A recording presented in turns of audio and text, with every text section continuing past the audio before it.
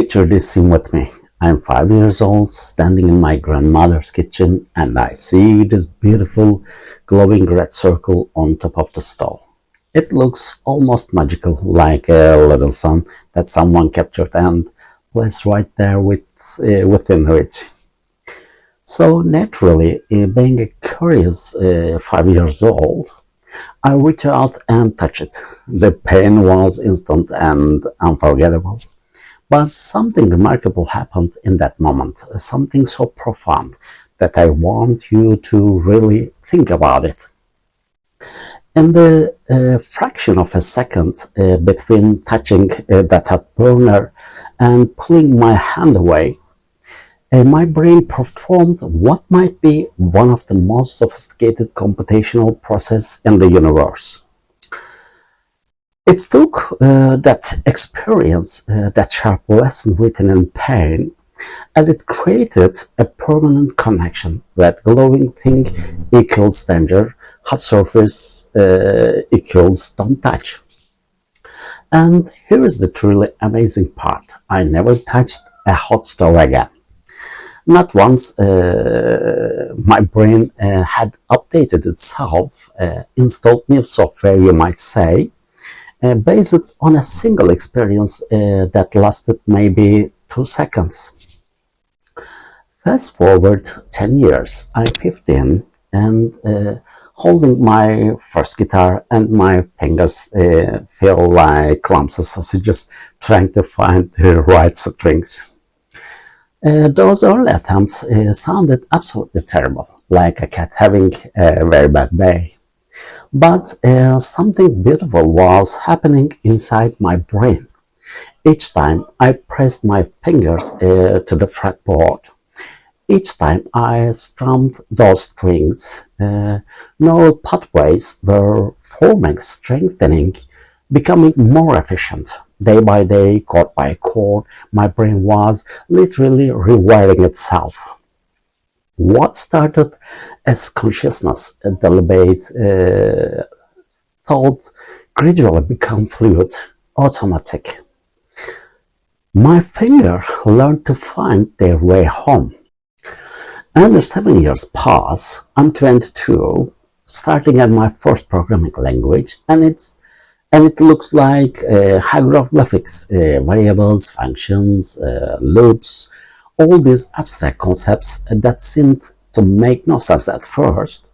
But once again, that same remarkable process kicked in. My brain began to recognize patterns, to understand relationships, to build mental models of how code works. Each error message, each successful program, each moment of confusion, followed by clarity. And they were all data points that my brain used to construct understanding. Now, here is what absolutely fascinates me about these 3 moments in my life.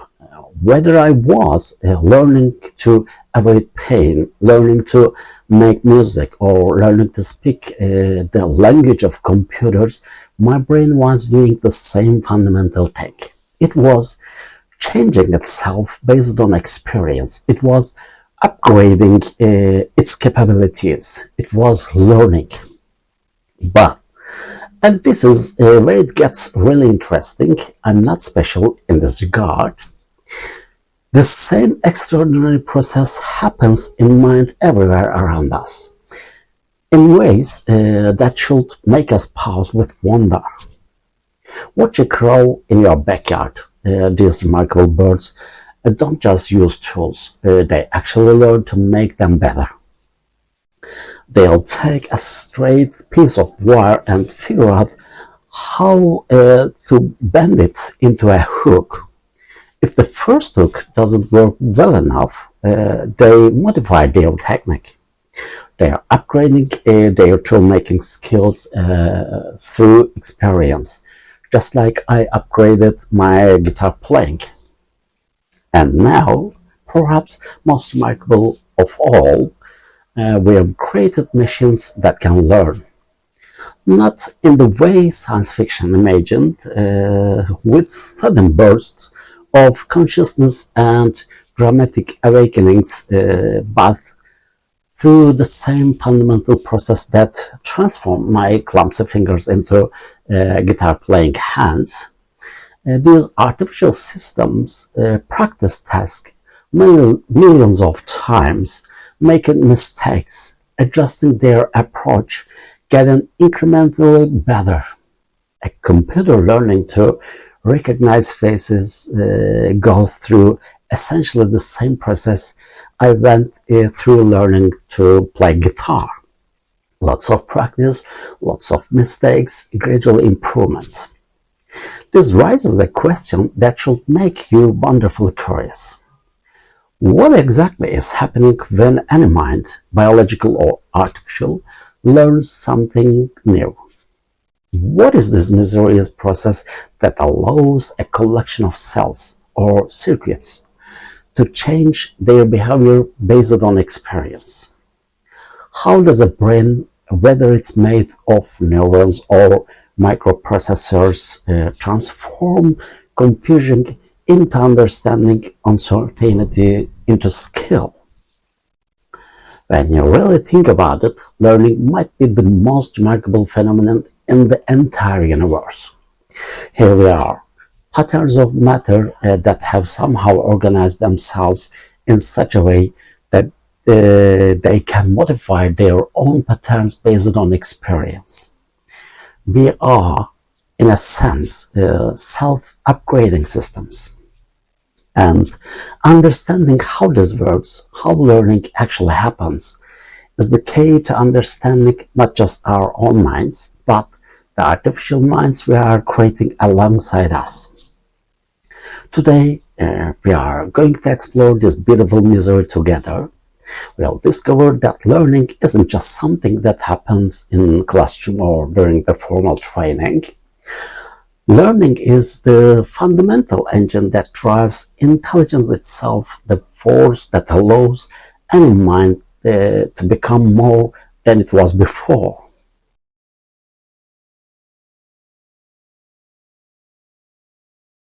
Let me take you deeper into that hot stove moment, because what happened in my 5-year-old brain is actually one of the most elegant examples of how minds learn from direct experience. When my finger touched that glowing burner, something extraordinary happened in about 50 milliseconds. Pain receptors in my fingertip fired signals up my arm to my spinal cord and then to my brain.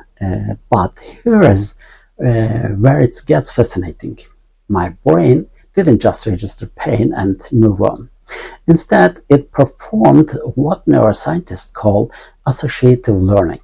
It took that intense sensory experience and connected it to everything else that was happening in that moment. The visual image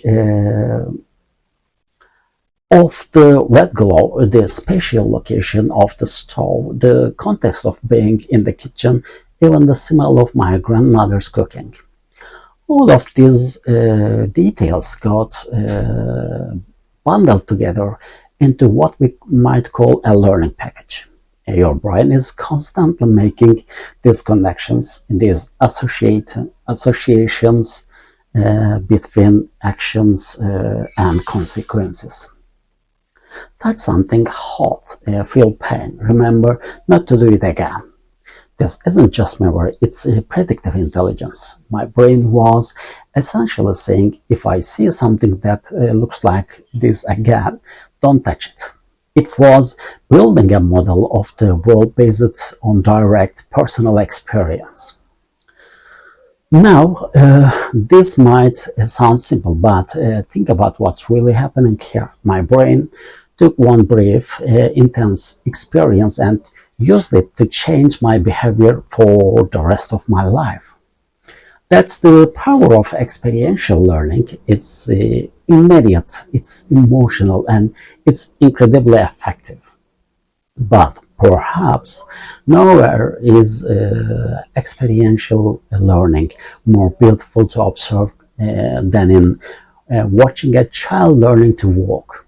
If you ever spend time around a toddler who is just beginning this journey, you have witnessed one of the most remarkable example of learning in action.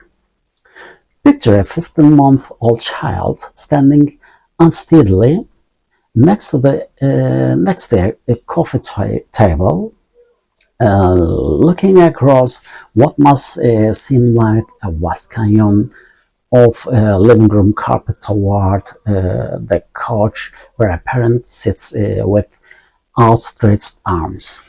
What happens next is pure trial and error learning in its most fundamental form. The child takes one tentative step, then another, wobbling like a tiny tightrope walker, then gravity wins and down they go, landing with a soft thump on their well-padded bottom. But here is what's extraordinary. They don't cry, they don't give up, they get back up and try again, and over again. Each fall is teaching their brains something crucial about balance, about weight distribution, about how to coordinate dozens of muscles working together. Their nervous system is constantly adjusting, constantly calibrating. When they lean too far forward, they fall. When they lean too far back, they fall. Gradually, through hundreds of these tiny experiments, their brain learned to find that narrow zone of stability that we call walking. What's happening inside their developing nervous system is breathtaking. Every stumble is sending feedback to their brain about what doesn't work. Every successful step is reinforcing neural pathways that do work.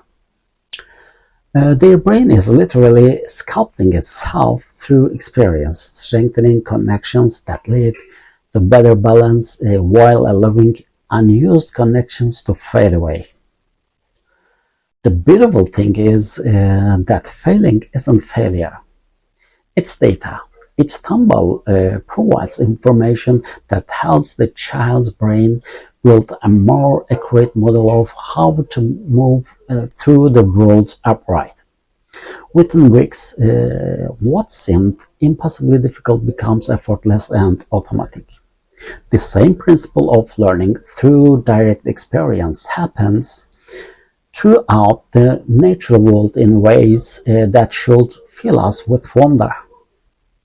Consider the dolphin and shark bay, Australia, where researchers have observed one of the most remarkable examples of experiential learning in the animal kingdom.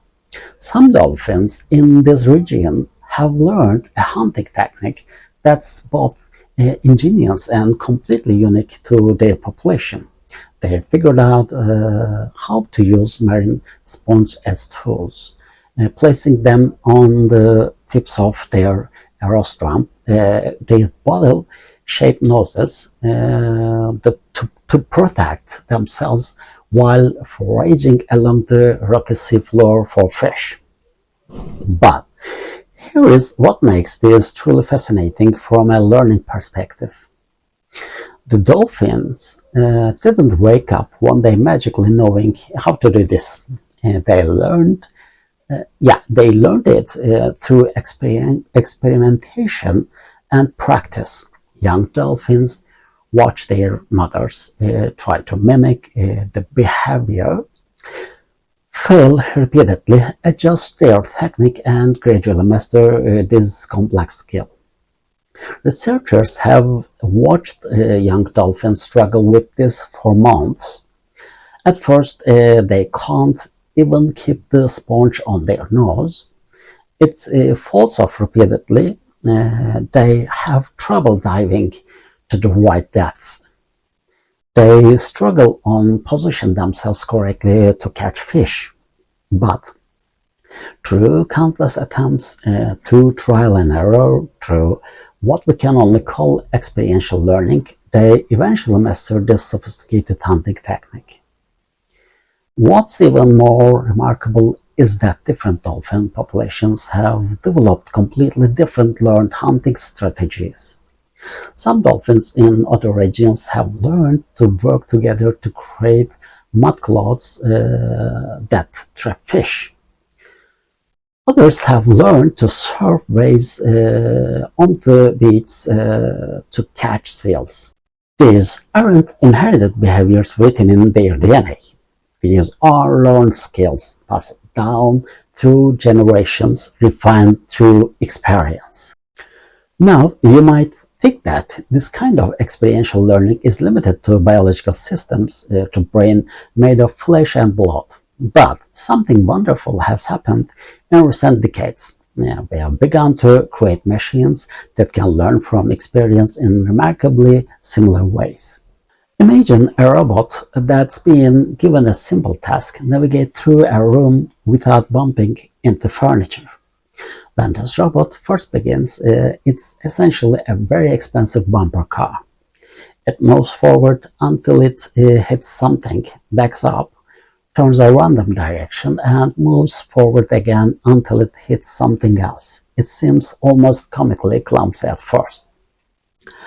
But something remarkable happens over time. Each collision teaches the robot something about the layout of the room.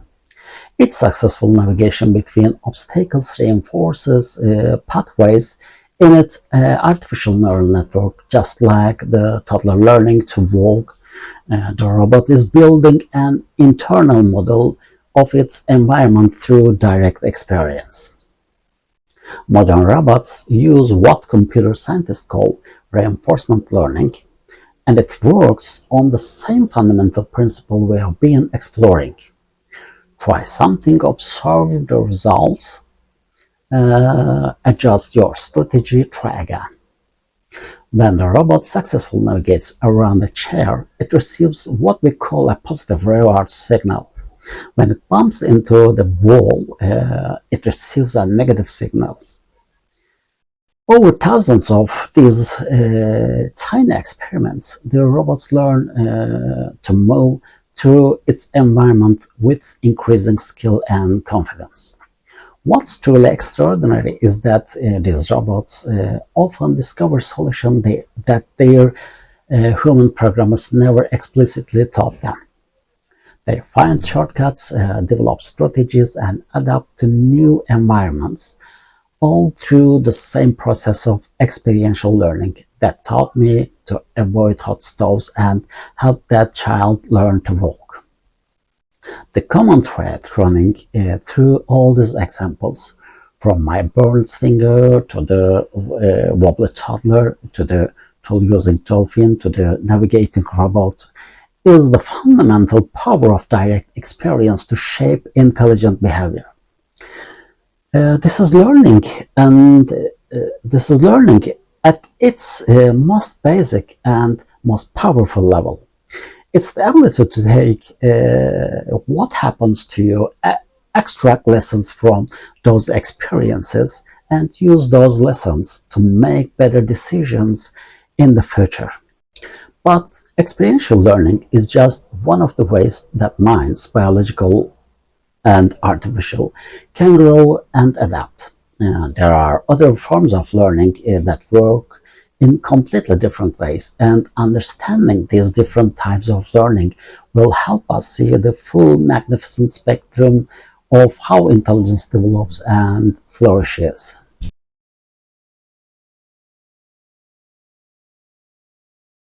Now, while experiential learning through trial and error is powerful and fundamental, there is another completely different way that minds can acquire knowledge. Instead of learning through direct experience, we can learn by observing information, by studying facts, by building vast libraries of knowledge in our minds. This is what cognitive scientists call declarative learning, and it's the reason you can know that the capital of Australia is Canberra without ever having been to Australia. Think back to when you were learning your multiplication tables in primary school.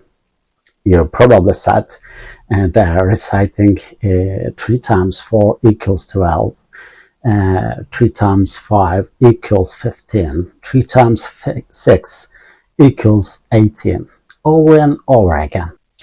You weren't discovering these mathematical relationships through experimentation. You weren't bumping into furniture until you figured out that 3 times 7 equals 21. Instead, you were memorizing facts, building a mental database of mathematical knowledge that you could access whenever you need it. This process is fundamentally different from the trial and error learning we just explored.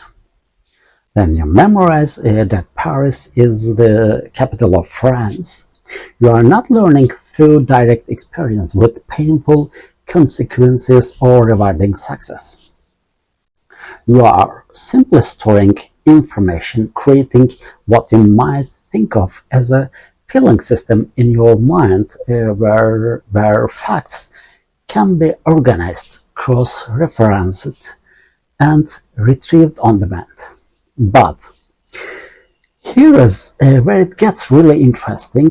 There is a profound difference between knowing facts about something and actually knowing how to do something.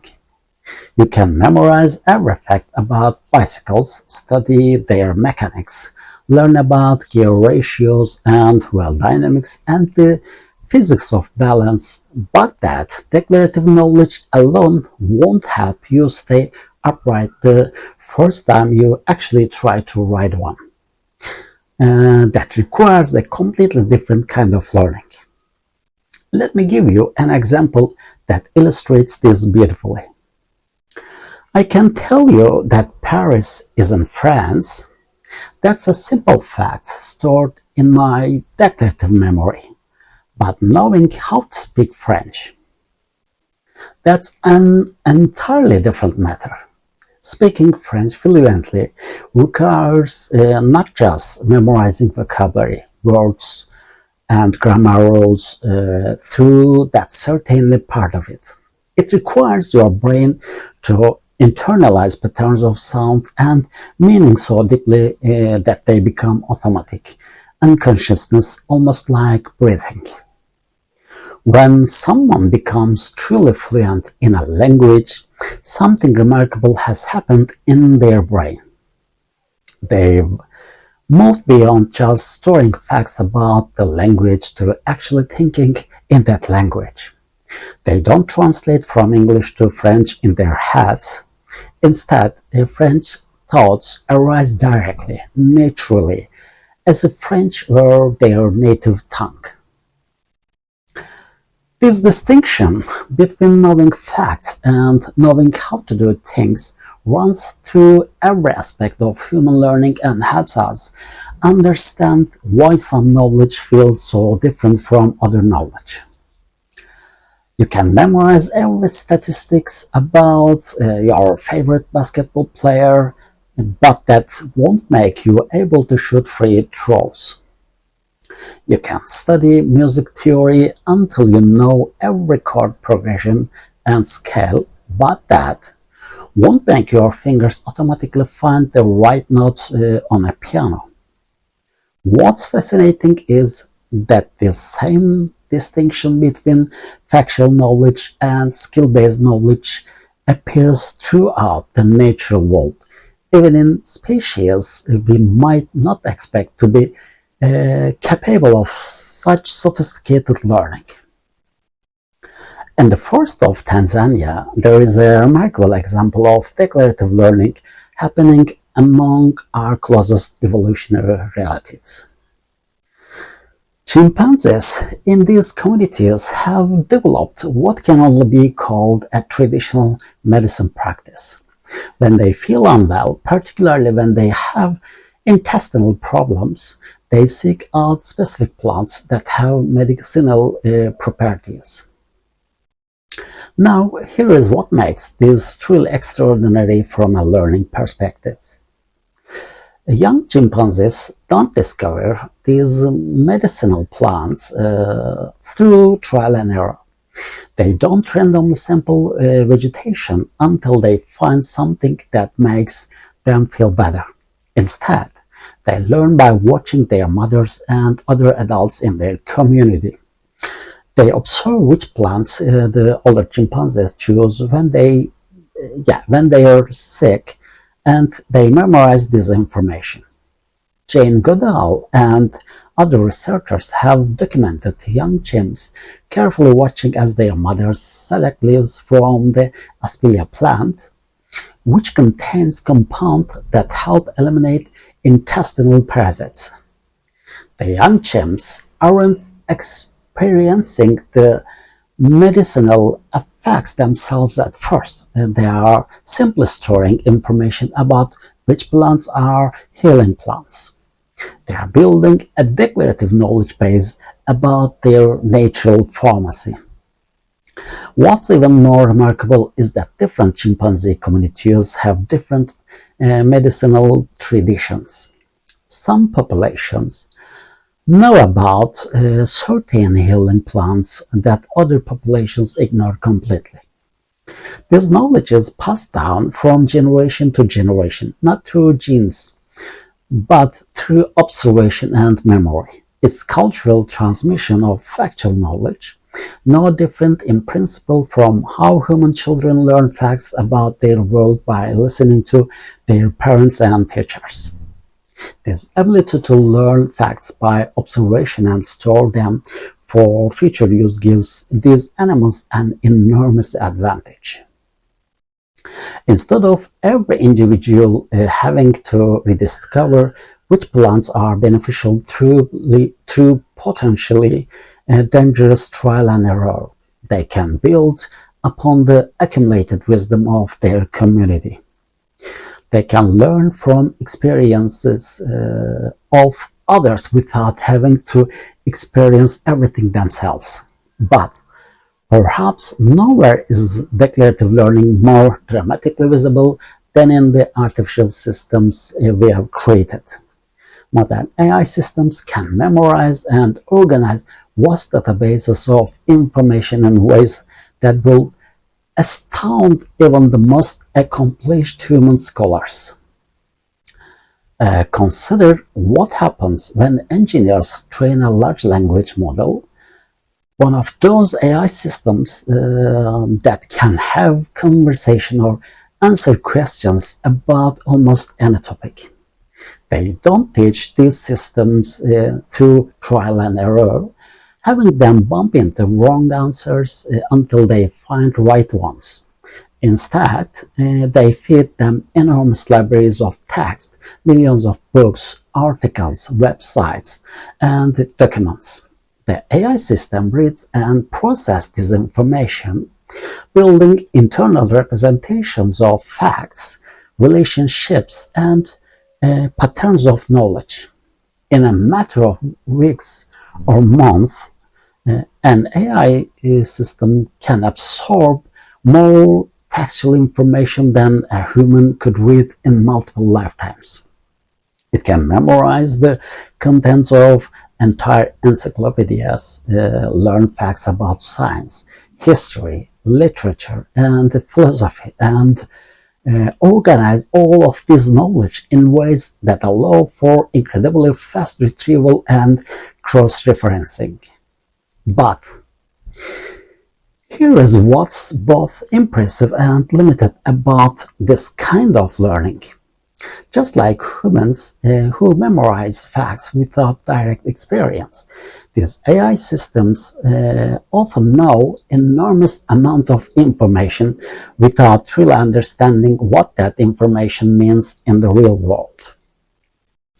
They might be able to tell you everything about riding a bicycle based on thousands of articles they have read, but they have no experiential knowledge of what it actually feels like to balance off two wells.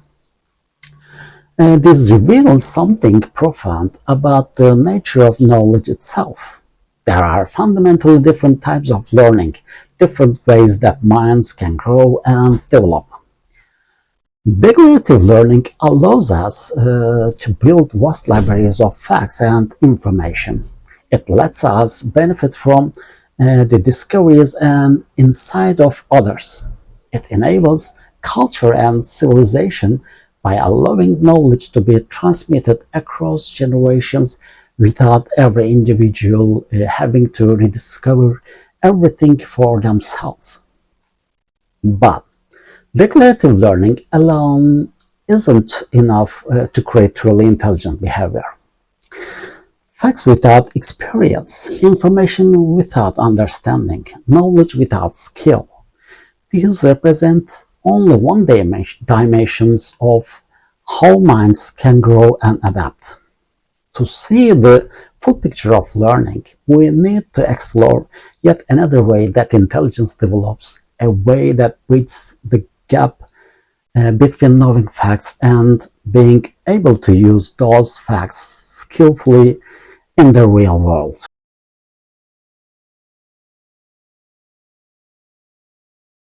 Now, we come to perhaps the most mysterious and beautiful form of learning of all, procedural learning. It's different from learning through trial and error, where we discover what works through direct experience. It's different from memorizing facts, where we build libraries of information in our minds. This third type of learning is about developing skills through practice until they become part of us, woven so deeply into our neural fabric that they feel as natural as breathing. Let me take you back to that 15-year-old version of myself sitting in my bedroom with that guitar, fingers fumbling over strings that seemed determined to make the worst possible sounds. In those early days, every single moment was consciousness, deliberate, effortful. I had to think about where to place each finger, how much pressure to apply, which string to pluck, how to coordinate my left hand with my right hand. It was like trying to rub your stomach and pat your head while juggling and solving math problems all at the same time. But something magical was happening beneath the surface of my awareness. Every time I practiced that first chord, every time I struggled to transition from one finger position to another, neural pathways in my brain were strengthening. Think of it like this. Imagine your brain as a vast wilderness, and every time you practice a skill, you are walking the same path through that wilderness. At first, the path is barely visible, just trampled grass and broken twigs. But as you walk it again and again, it becomes a trail, then a well-worn path, then eventually a highway that you can travel almost without thinking. After months of practice, something remarkable began to happen. My fingers started to find their position automatically. I no longer had to consciously think about where to place my index finger for a G chord, or how to stretch my pinky to reach the right fret.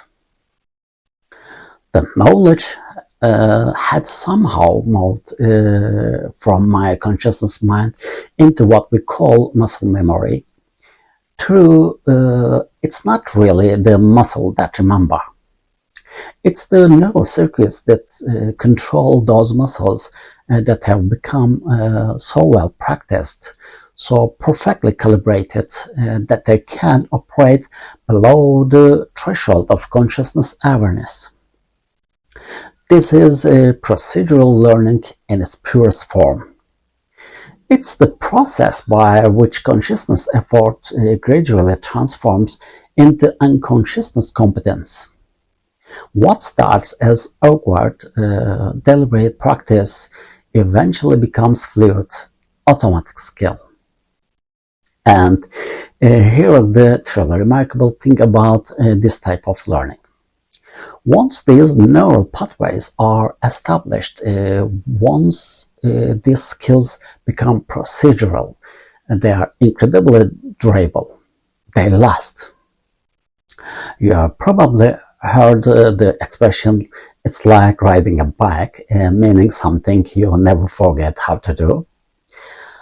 Well, there is profound neuroscience behind that folk wisdom.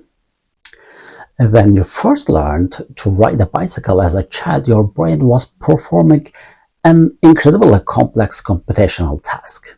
It had to learn to coordinate balance, steering, pedaling, and forward momentum all simultaneously while your body was in constant motion.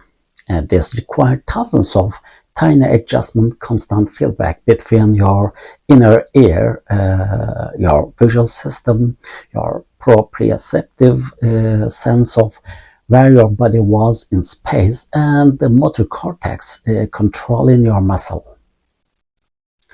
Through countless hours of practice, falling down, getting back up, wobbling, overcorrecting, gradually improving, your brain built what neuroscientists call a motor program. This is essentially a deeply ingrained neural pattern that coordinates all this complex movement automatically. Once this motor program is established, once bicycle riding becomes procedural knowledge, it persists for decades with remarkable stability. I know people who haven't ridden a bicycle for 20 or 30 years, and when they finally get back on one, within minutes they are riding as if they never stopped. The declarative memory of how to ride a bike might fade. They might not remember the specific day they learned or the color of their first bicycle. But the procedural memory, the motor program, remains intact, ready to be reactive. This type of learning isn't unique to humans. Throughout the natural world, we see examples of creatures developing complex skills through practice and repetition, creating procedural memories that serve them throughout their lives. Consider the extraordinary case of songbird learning their melodies. A young male sparrow doesn't hatch knowing his species' song. Instead, he goes through a learning process that's remarkably similar to a human child learning language or a teenager learning guitar. During his first spring, the young sparrow listens carefully to adult males singing around him. He is not just passively hearing these songs. He is actively memorizing them, storing templates in his brain of what his species' song should sound like. Then comes the practice phase, and it's absolutely delightful to observe. The young bird begins what researchers call subsong, which sounds exactly like a human baby babbling. He produces quiet, rambling vocalization that bear little resemble to the adult song he is trying to learn. But gradually, through thousands of practice attempts, his vocalization began to match the template he's memorized. He practiced specific phrases over and over, refining his technique, strengthening the neural circuits that control his vocal muscles. What's happening in the bird's brain during the practice is the same fundamental process that was happening in my brain as I learned guitar. Repetition is strengthening synaptic connections. Motor patterns are becoming more precise and automatic. Eventually, The bird develops what we call crystallized song, a perfect version of his species melody that he'll sing for the rest of his life with remarkable consistency.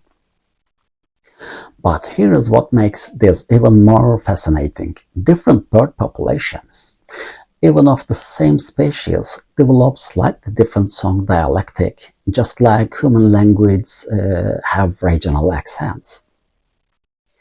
These dialectical differences are passed down through generations, not through genes, but through his process of learning by practice. Young birds learn the local version of their song from the adults around them, practice until they perfect it, and then teach it to the next generation. Now, you might think this kind of skill development through practice is limited to biological systems with flesh and blood brains. But in recent years, we have witnessed something extraordinary. Artificial systems that can develop complex skills through practice in ways that mirror and sometimes exceed biological learning. Consider what happened when researchers at DeepMind created an AI system to master the ancient game of Go. Go is incredibly complex with more possible board positions than there are atoms in the observable universe. For centuries, it was considered a pinnacle of human strategic thinking, requiring intuition, pattern recognition, and long-term planning that seemed beyond the reach of computers. But rather than programming the AI with rules and strategies, the researchers did something remarkable. They let the system learn through pure practice. The AI, called AlphaGo, played millions of games against itself, learning from each move, each victory, each defeat. In the early games, its play was random and ineffective, but gradually, through this massive amount of practice, it began to develop sophisticated strategies and intuitive understanding of the game. What's truly extraordinary is that AlphaGo didn't just memorize human strategies. Through its millions of practice games, it's discovered new approaches to the game that human masters had never considered. It developed what we can only call intuitive understanding, the ability to evaluate complex board positions and choose effective moves without explicitly calculating every possibility. The learning process was remarkably similar to that young songbird perfecting its melody or my fingers learning to find guitar chords. Repetition led to refinement, practice led to improved performance. Gradual strengthening of computational pathways led to increasingly sophisticated skills. Eventually, AlphaGo could play Go with a level of skills that surpassed even world champions, demonstrating that artificial systems can indeed develop complex procedural knowledge through practice. What all these examples reveal is something profound about the nature of skills and expertise. Whether we are talking about a human learning guitar, a bird perfecting its song, or an AI mastering a strategic game, the underlying principle is the same. Consciousness, effortful practice gradually transform into unconsciousness, automatic competence. Repetition strengthens the neural or computational pathways until complex behaviors become fluid and natural. This type of learning creates knowledge that's different from both experiential learning and declarative learning. It's embodied knowledge, skills that become part of who we are rather than just things we know. It's the difference between knowing about music and being able to make music, between understanding balance in theory and actually being able to ride a bike, between memorizing facts about language and being able to speak fluently. Together, these three types of learning, experiential, declarative, and procedural, give us a complete picture of how minds grow and develop.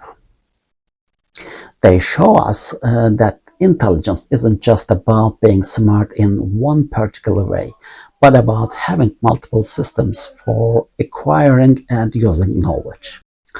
And understanding these different types of learning is crucial as we continue to explore how intelligence works and how we might create artificial systems that can learn and adapt as flexibly as biological minds.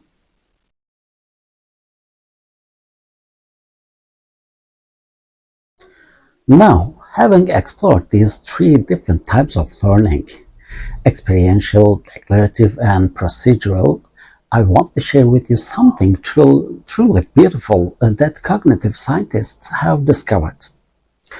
Beneath all these different forms of learning, whether you are a 5-year-old touching a hot stove, a teenager memorizing a French vocabulary, or someone practicing guitar until their finger know exactly where to go, there is a universal process at work.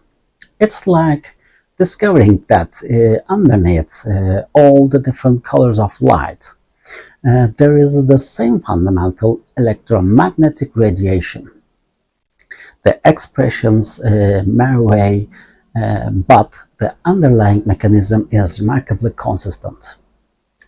Let me walk you through this process step by step, because understanding how learning actually works will change how you think about your own mind and the minds we are creating in our machines. The cycle begins with experience. Something happens to you, around you, or through you. You touch that hot stove, you hear a new French word, you attempt to play a guitar chord. This experience creates what we might think of as raw data in your brain.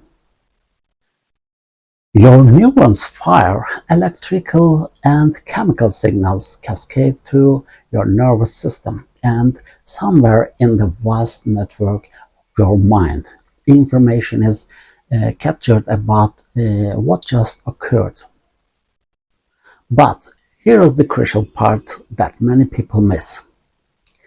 Experience alone isn't learning.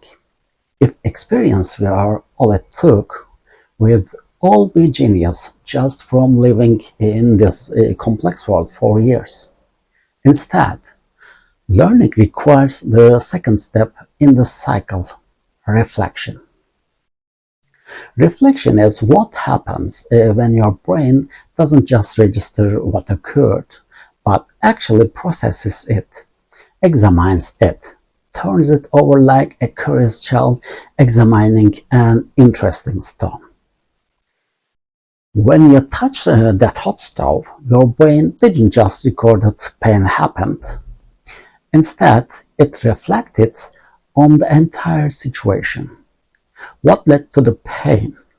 What were the warning signs? What was different about this red glowing thing compared to other red things that don't hurt? Think about a basketball player who's just missed an important shot. The experience is simple enough. The ball didn't go through the hoop, but reflection is where the real learning happens. Was the angle wrong? Was there too much force? Was the follow-through correct? The player's mind replays the moment, analyzing what went differently from successful shots.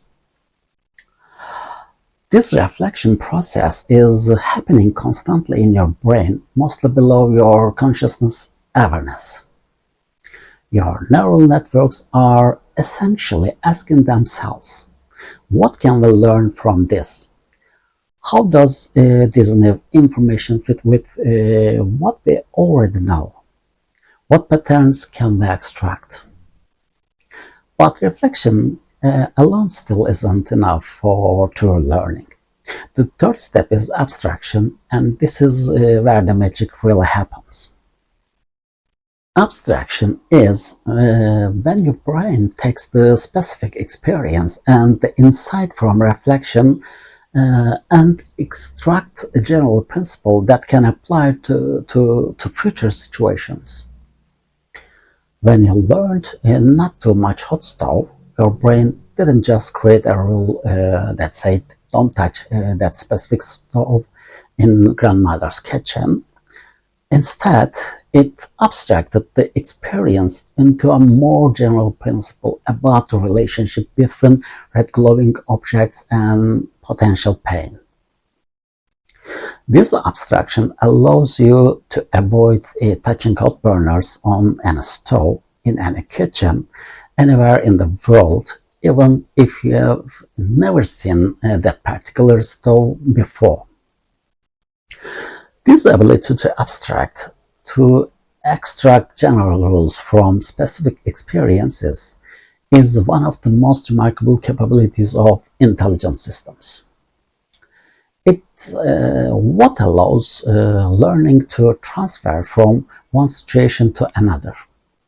Without abstraction, every new situation will require starting from scratch. Finally, the cycle completes with application. This is when you take those abstracted principles and use them in new situations. The next time you see a glowing red burner, you don't need to touch it to know it's dangerous. The basketball player applies insight from the missed shot to improve their technique in the future games. The guitar student uses a principle learned from practicing one chord to master new chords more quickly. And here is the beautiful part. This application phase creates new experiences which restart the entire cycle. Each time you apply what you have learned, you gather new data about whether your abstractions are correct, whether your understanding is complete, whether your skills need further refinement. Learning becomes a spiral where each evolution through the cycle builds upon previous knowledge and creates increasingly sophisticated understanding. But now you might be wondering, if this process is so universal, why does learning feel so different for different subjects? Why can some people pick up languages effortlessly while struggling with mathematics? Why do some skills seem to come naturally while others require enormous effort?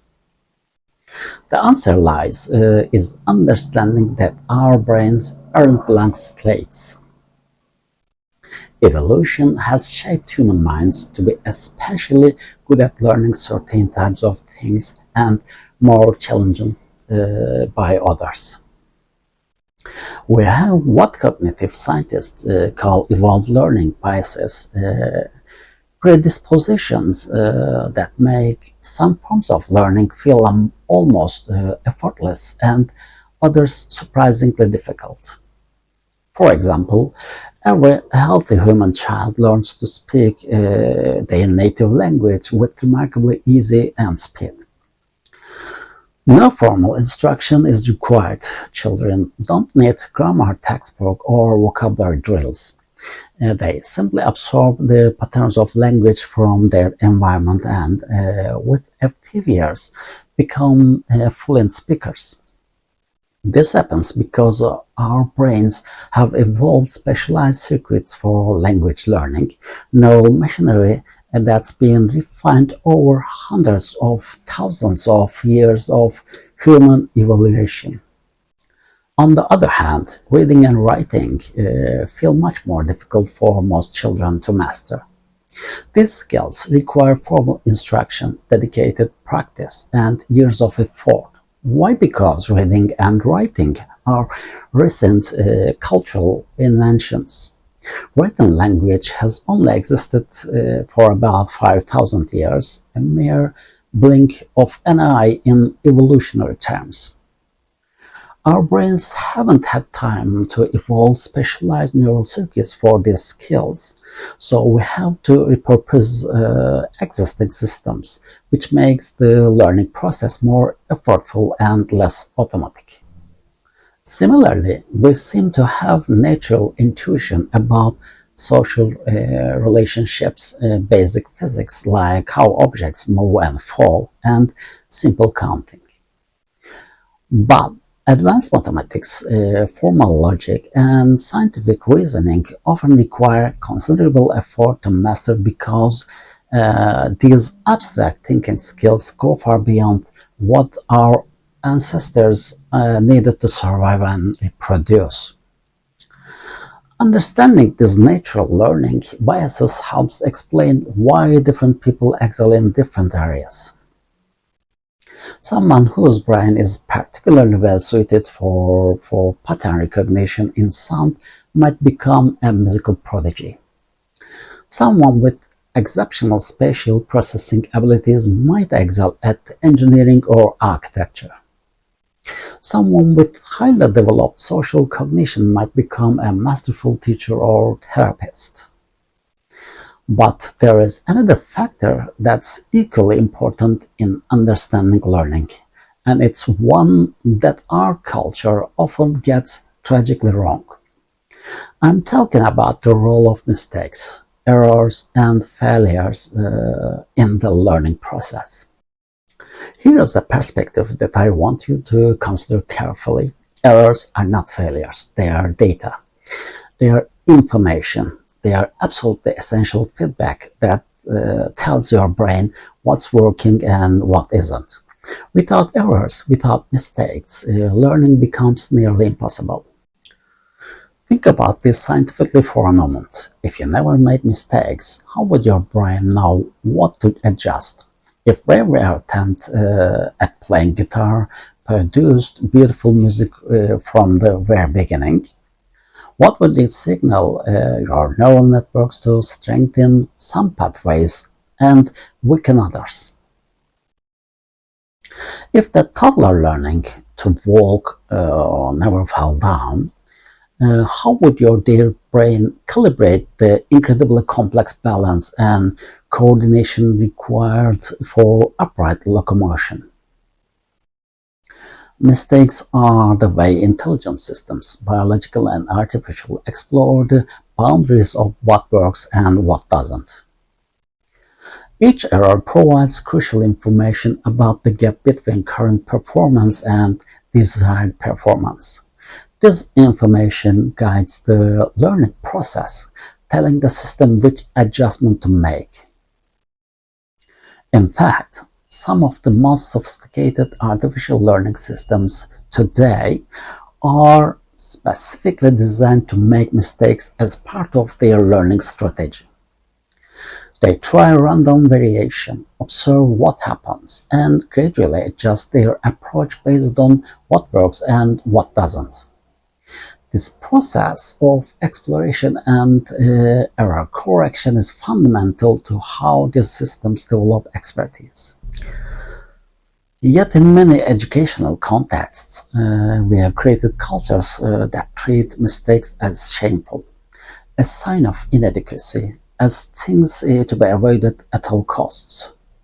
This is profoundly counterproductive. When students become afraid of making mistakes, they stop taking the intellectual risks that are essential for deep learning.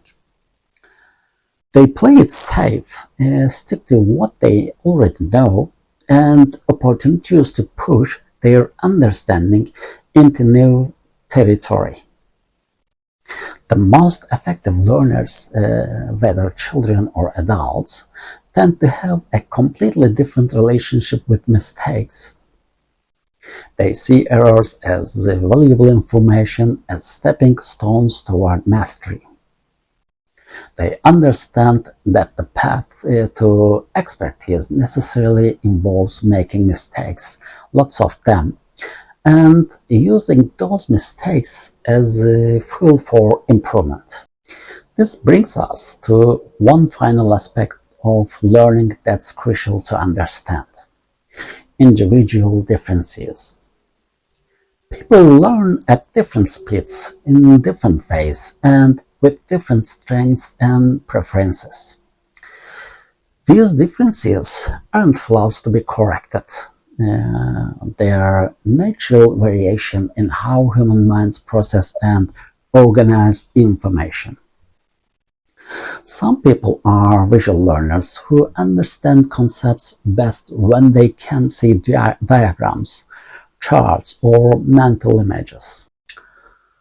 Others are auditory learners who grasp ideas most readily through spoken explanation or discussions.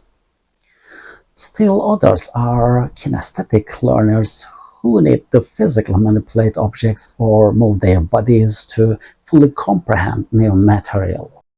Some minds work quickly, rapidly making connections and jumping to insights. Others work more methodically, carefully building understanding step by step. Some people excel at seeing big picture patterns, while others are gifted at noticing fine details. Some prefer to learn alone in quiet environments, while others thrive on social interaction and collaborative exploration. These differences reflect variations in brain structure and function that are as natural as differences in height or eye color. A person who learns slowly isn't inferior to someone who learns quickly, and they are simply using a different cognitive strategy. A visual learner isn't better or worse than any auditory learner. They are accessing the same information through different neural pathways. Understanding and respecting these individual differences is crucial for creating effective learning environments, whether we are talking about human education or artificial intelligence systems. The goal isn't to make everyone learn in exactly the same way, but rather to recognize the diverse ways that minds can grow and to provide multiple pathways for reaching understanding. What emerges from all this is a picture of learning as one of the most remarkable and universal processes in nature. Whether we are talking about a child's developing brain, an adult mastering a new skill, an animal adapting to environmental change, or an artificial system improving its performance, the same fundamental cycle of experience, reflection, abstraction, and application drives growth and development. This universal learning process is what makes intelligence possible, what allows minds to become more than they were, what enables the continuous growth and adaptation that we see throughout the natural world and now in our artificial creations. Understanding this process is the key to understanding intelligence itself, and it prepares us for the next step in our journey together, exploring how minds use what they have learned to reason about the world in ways that seem almost magical.